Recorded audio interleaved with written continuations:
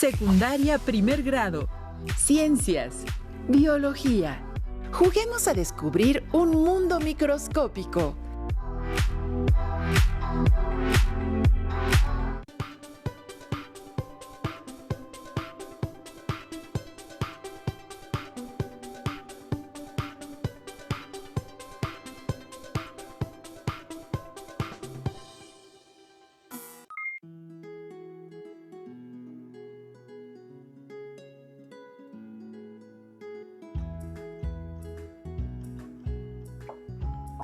Maestra, ya va a empezar el programa. Ya, enciéndale, Siéntate, profe. siéntate. Sí, claro. A ver. Listo, ahí es. Vamos Siéntese, a escuchar, profe. sí. ¿Qué tal, queridos radioescuchas? Soy Leslie Mendívil y hoy daremos continuidad a nuestra sección Leamos la Ciencia. Esperamos les agrade esta lectura del año 1981 del autor Carl Hempel, titulada Demasiadas muertes postparto. Iniciamos. En 1844, en la sección primera del Hospital General de Viena, murieron tras el parto 260 mujeres, el 8.2% del total, como consecuencia de una enfermedad conocida como fiebre puerperal o fiebre posparto. En los dos siguientes años, las muertes representaron el 6.8% y el 11.4%. Cuando en 1846 Ignaz Semmelweis fue nombrado director de maternidad del hospital, quedó muy preocupado por la frecuencia de estos fallecimientos y se preguntó: ¿por qué mueren tantas mujeres después de haber dado a luz sin ningún problema? Le intrigaba especialmente el hecho de que en otra sección de maternidad del mismo hospital, la sección segunda, el porcentaje de muertes por la fiebre posparto era mucho más bajo, 2.3, 2.0 y 2.7% en los mismos años. ¿Por qué eran más frecuentes las muertes en la primera sección que en la segunda? En 1847, un colega de Semmelweis se hirió de un dedo con un escalpelo que estaba siendo utilizado en una autopsia. Murió tras una agonía en la que mostró los síntomas de la fiebre posparto. Semmelweis supuso que el escalpelo había introducido en la sangre de su colega algo procedente del cadáver, que denominó materia cadavérica. Como él y su equipo solían atender a las parturientas, después de hacer autopsias, pensó que quizá también ellas murieran como consecuencia de un envenenamiento similar de la sangre. Esta nueva hipótesis permitía explicar las diferencias de mortalidad entre las dos secciones, ya que en la segunda ni los médicos ni las demás personas que atendían a las parturientas realizaban autopsias. Si estaba en lo cierto, pensó, entonces bastará con utilizar un procedimiento que permita eliminar cualquier resto de materia cadavérica, para que no se produzca la infección. Una vez más, decidió someter a prueba su hipótesis. Ordenó que todas las personas que atendieran a las parturientas se lavasen las manos antes con una solución de cal clorurada. El instrumental clínico utilizado recibiría también el tratamiento químico adecuado. La mortalidad por fiebre posparto quedó reducida al 1.2%, porcentaje inferior al de la sección segunda. De esta manera, Semmelweis validó su hipótesis y concluyó que la fiebre posparto era producida por la infección con materia cadavérica. Fin. Y así es como concluimos nuestra sección. Cabe mencionar que Semmelweis no utilizó el microscopio para observar los tejidos afectados porque lo consideró irrelevante. Impresionante cómo ha cambiado el conocimiento. Me despido de ustedes y no olviden que los esperamos en nuestra próxima emisión aquí en su programa Bioradio, escuchando la ciencia. ¡Hasta la próxima!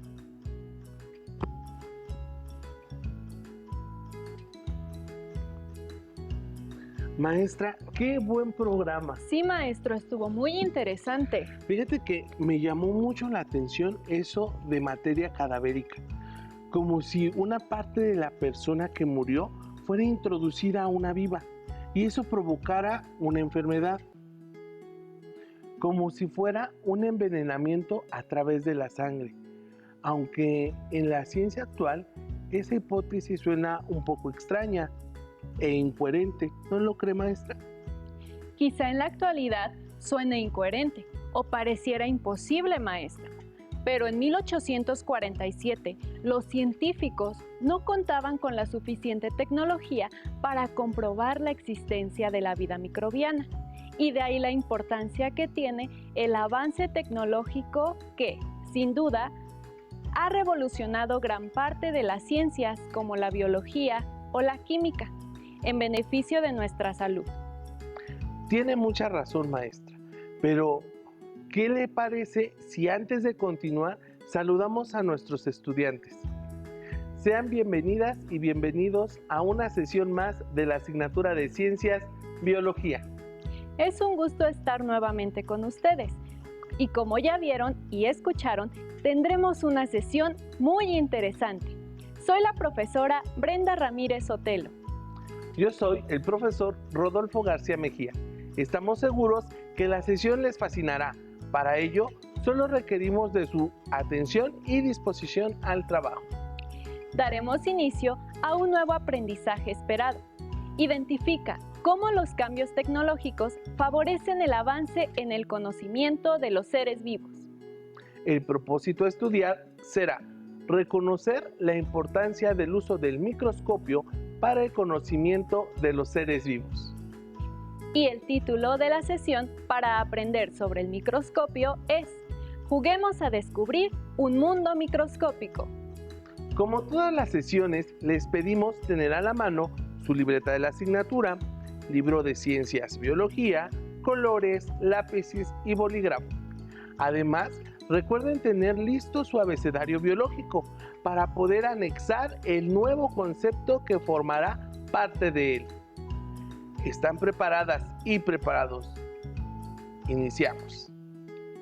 Estudiaremos con base en el tradicional juego de la oca, de tal forma que facilite aprender aspectos asociados con el microscopio. Así que modificamos las casillas para identificar algunos datos importantes sobre este instrumento básico en la biología. Les pedimos poner atención, ya que en este juego, al llegar a la meta, descubriremos cuál será el concepto que agregarán a su abecedario biológico. Además, la profesora Brenda y yo compartiremos una sola ficha para poder avanzar un poco más rápido, pero sin duda nos divertiremos. Así que, profesora Brenda, por favor, dele vuelta a esos dados para iniciar el juego. Claro que sí, maestro.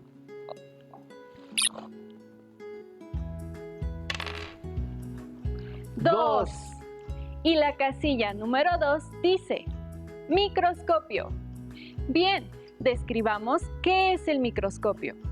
Dicho de esta manera, es un instrumento que permite observar objetos no perceptibles al ojo humano. Esto se logra mediante un sistema óptico compuesto por lentes que forman y amplifican la imagen del objeto que se está observando. El nombre de microscopio surge por el año de 1600 y deriva de las palabras griegas mikros, pequeño, y skopeo, observar, es decir, observar lo pequeño. Profesor Rodolfo, le toca tirar el dado. Gracias, maestra. 3. Este tiro nos lleva a la casilla número 5 que dice culturas antiguas. En dichas culturas no existía un instrumento como el microscopio, pero había una noción ya de ampliar las imágenes. Si consideramos que aproximadamente en el año 3000 antes de nuestra era por primera vez se produjo el vidrio, el lente conocido más antiguo, usado como lupa, estaba hecho de cristal de roca pulido, de 4 centímetros de ancho, y fue encontrado en la antigua Nínive, en la legendaria Mesopotamia. Se han hallado en Creta lentes biconvexos que datan entre 3000 y 1200 antes de nuestra era. Entre los años 965 y 1020, Ibn al-Hatim también conocido como Alhazen, utilizó para sus investigaciones espejos esféricos y parabólicos. Continuemos con el juego. Es mi turno de girar el dado.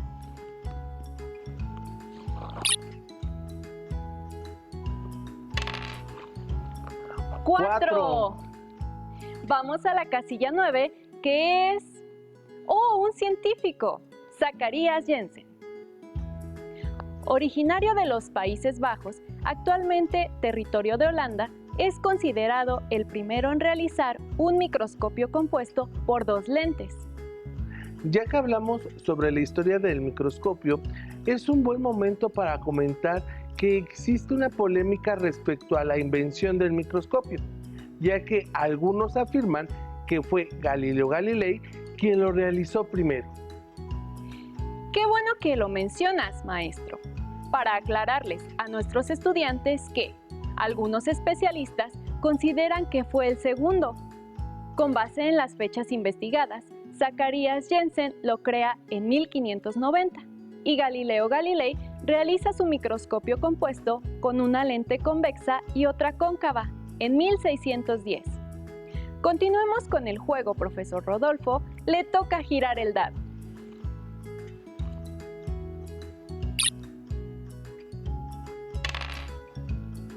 ¡3! Casilla 12. Celdilla. Excelente. Este término se asocia con un gran científico inglés, Robert Hooke. En 1665 publicó un libro llamado Micrografía. Lo más destacado en su libro fueron las descripciones que realizó sobre cortes muy delgados de corcho, logrando observar restos de células vegetales. Así es, en ese libro aparece por primera vez el concepto de célula, descrito como celdillas, análogas a un panal de abejas. Dichas observaciones las realizó con un microscopio compuesto por dos lentes, objetivo y ocular. Así que Robert Hooke fue un científico pionero de la investigación de los seres vivos microscópicos y de la célula. Profesora, por favor, gire los dados. Claro que sí.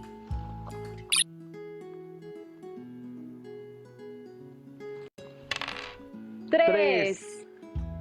Vamos a la casilla 15 y hablemos de Leeuwenhoek. Claro que debemos mencionarlo, ya que es considerado oficialmente como el primer ser humano en observar microorganismos vivos. Anton van Leeuwenhoek nació en Delft, una provincia de los Países Bajos, actualmente territorio de Holanda. Fue un pulidor de lentes y comerciante de telas, que gracias a su interés por perfeccionar la calidad de sus telas, mejoraba la calidad de sus lentes. Y, debido a ello, logró aportar mucho al conocimiento biológico. Aunque fueron muchos los que trataron de obtener la técnica de fabricación de sus lentes, nadie sabía cómo lo realizaba. Aun cuando su preparación intelectual y de idiomas era prácticamente nula, fue aceptado en 1680 en la Royal Society, que es la sociedad científica más antigua de Europa. Profesora, ¿qué te parece si vemos el siguiente video para conocer más sobre el trabajo de Leeuwenhoek? Me parece muy bien. Veámoslo. Sin embargo, no solamente son los únicos organismos que existen, las plantas o los insectos. También hay animalitos o seres más bien mucho más pequeños y microscópicos. Allí en Holanda, Leeuwenhoek inventó el microscopio. Pero ¿cómo le hizo? Bueno, finalmente fue él alineando diferentes lupas o lentes para observar una gota de agua, en la que él descubrió lo que él llamó animálculos, que eran pequeños seres que se movían y andaban nadando ahí en esa gotita. ¿Te imaginas la impresión que se llevó de ver a estos seres habitando en una gotita e inclusive en el sarro de sus dientes? Podemos observar cómo los investigadores en la actualidad siguen reconociendo la gran aportación de Leeuwenhoek sobre el conocimiento de la vida microscópica, como base fundamental de la ciencia actual. Así es, maestra. La historia de las ciencias es fundamental para la construcción de nuevos conocimientos. Sigamos conociendo más sobre este tema. Giro el dado. Y sale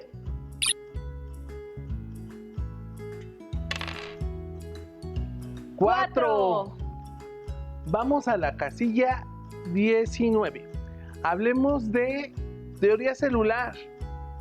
Bueno, aquí podemos comentar que Teodoro Schwann y Matthias Jakob Sladen, basándose en los microscopios y lentes de Robert Hooke y Leeuwenhoek, en 1839 construyeron dos postulados importantes sobre la unidad fundamental de todo ser vivo, que es la célula. En estos postulados mencionan que la célula es la unidad estructural y básica de todos los seres vivos y que todo organismo vivo está constituido por una o una multitud de células. Algunos años después, Rudolf Virchow en 1858 agregó un tercer postulado a esta teoría, mencionando que toda célula proviene de otra preexistente. Hablaremos con mayor profundidad sobre la célula más adelante, ya que es un concepto muy importante que se revisará a detalle. Por el momento, cada vez es más interesante lo que vamos descubriendo sobre el microscopio. Sigamos jugando. Giraré el dado. Gracias, maestro. Y para en 2. Veamos la casilla 21 que dice microscopio electrónico. Perfecto. Veamos el siguiente video de nuestra especialista y enseguida lo comentamos. También para seres muy diminutos se pueden emplear los microscopios. Sin embargo, Leeuwenhoek, por ejemplo, utilizaba sus lentes y él utilizaba como iluminación la luz del sol. Actualmente, hay microscopios donde podemos ver a las bacterias, a los protozoos, a las algas y algunos otros seres pequeños y diminutos, como por ejemplo las lombrices de nuestro estómago, los podemos ver ahí al microscopio y estos simplemente los conectamos a la electricidad y se iluminan con una lámpara de luz como la que conocemos normalmente. Pero hay seres mucho más pequeños, pequeño que una bacteria. Y como lo podemos ver, con un tipo de microscopio que se denomina microscopio electrónico, y este ya no utiliza la luz, sino que utiliza unas de electrones para que pueda observarse. ¿Te das cuenta cómo la tecnología ha evolucionado tanto que nos permite conocer a estos seres? Impresionante el avance tecnológico que ha tenido el uso del microscopio, pero un pionero muy importante fue el premio Nobel Ernest Ruska, quien en 1925, junto con su profesor Max Nolly, desarrollaron el primer microscopio electrónico, revolucionando así el conocimiento de la vida microscópica. Continuemos girando el dado. Y salió 1. Vamos a la casilla número 22 y hablemos de Louis Pasteur. Este gran químico, físico, matemático y bacteriólogo demostró que todo proceso de fermentación y descomposición orgánica se debe a la acción de organismos vivos y que el crecimiento de los microorganismos en caldos nutritivos no era debido a la generación espontánea. Para demostrarlo, expuso caldos hervidos en matraces provistos de un filtro que evitaba el paso de partículas de polvo hasta el caldo de cultivo. Simultáneamente, expuso otros matraces que carecían de ese filtro, pero que poseían un cuello muy alargado y curvado, que dificultaba el paso del aire y con ello el de las partículas de polvo hasta el caldo de cultivo. Al cabo de un tiempo, observó que nada crecía en los caldos, demostrando así que los organismos vivos que aparecían en los matraces sin filtro o sin cuellos largos provenían del exterior, probablemente del polvo o en forma de esporas. De esta manera, Louis Pasteur mostró que los microorganismos no se formaban espontáneamente en el interior del caldo, refutando así la teoría de la generación espontánea y demostrando que todo ser vivo procede de otro ser vivo anterior. Este principio científico fue la base de la teoría germinal de las enfermedades y la teoría celular. Estos experimentos significaron un cambio conceptual sobre los seres vivos y el inicio de la microbiología moderna. Ahora bien, respecto al programa que escuchamos al inicio, cabe preguntarse, ¿por qué Semmelweis evitó utilizar el microscopio? ¿Qué importancia tiene el uso del microscopio para observar lo que no se puede ver a simple vista? ¿Cuál es la importancia del microscopio para el cuidado y preservación de la salud? Buenos planteamientos, profesor, pero afortunadamente pudo concluir que se deben esterilizar los materiales y que todos los médicos deben lavarse las manos antes y después de atender y examinar a sus pacientes. Conocimiento básico para todos y que casi 200 años después seguimos implementando. Ahora seguiré girando el dado. Y sale 2. Dirijámonos a la casilla número 24. Hablemos de Alexander Fleming. Fue un médico y científico británico, famoso por ser el descubridor de la penicilina al observar de forma casual sus efectos antibióticos sobre un cultivo bacteriano. Fue obtenida a partir del hongo Penicillium notatum. Los dos descubrimientos de Fleming ocurrieron en los años 20 y aunque fueron accidentales, demuestran la gran capacidad de observación e intuición de este médico escocés. Descubrió la lisocima después de que mucosidades procedentes de un estornudo cayeron sobre una placa de Petri en la que crecía un cultivo bacteriano. Unos días más tarde, notó que las bacterias habían muerto. Fleming trabajó con el hongo durante un tiempo, pero la obtención y purificación de la penicilina a partir de los cultivos de Penicillium notatum resultaron difíciles y más apropiados para los químicos. La comunidad científica creyó que la penicilina solo sería útil para tratar infecciones banales y por ello no le prestó atención. Fleming no patentó su descubrimiento creyendo que así sería más fácil la difusión de un antibiótico necesario para el tratamiento de las numerosas infecciones que azotaban a la población.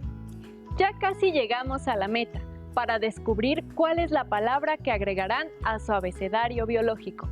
Seguramente en este giro de dado llegaremos a la meta. Y...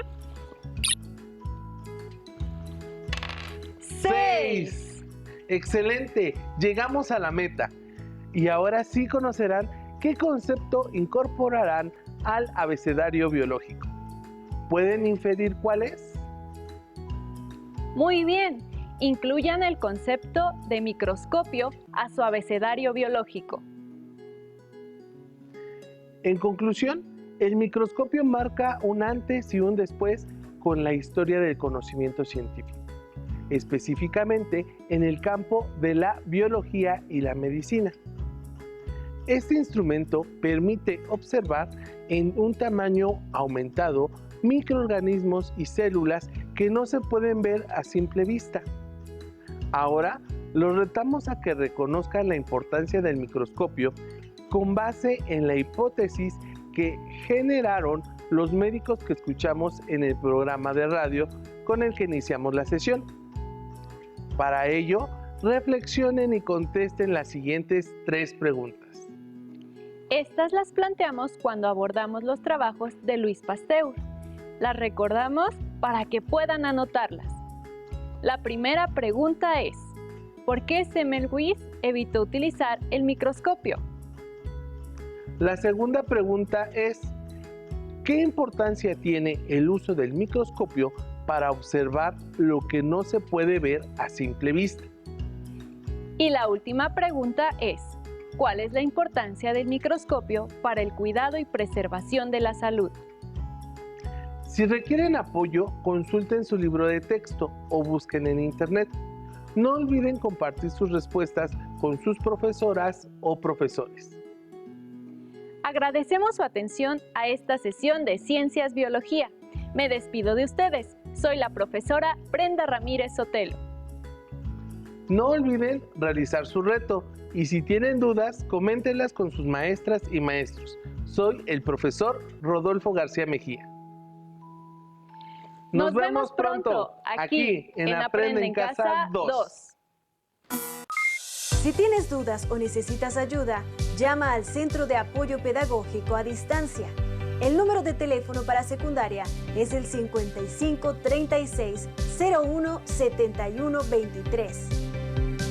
Si requieres consultar los libros de texto en versión digital, recuerda que los puedes encontrar en la página conalitec.cep.gov.mx. Y recuerda que también cuentas con el sitio aprendeencasa.cep.gov.mx, en donde podrás ver nuevamente los videos de los programas y además encontrarás actividades para fortalecer tus aprendizajes. También te invitamos a que consultes la plataforma nuevaescuelamexicana.cep.gov.mx.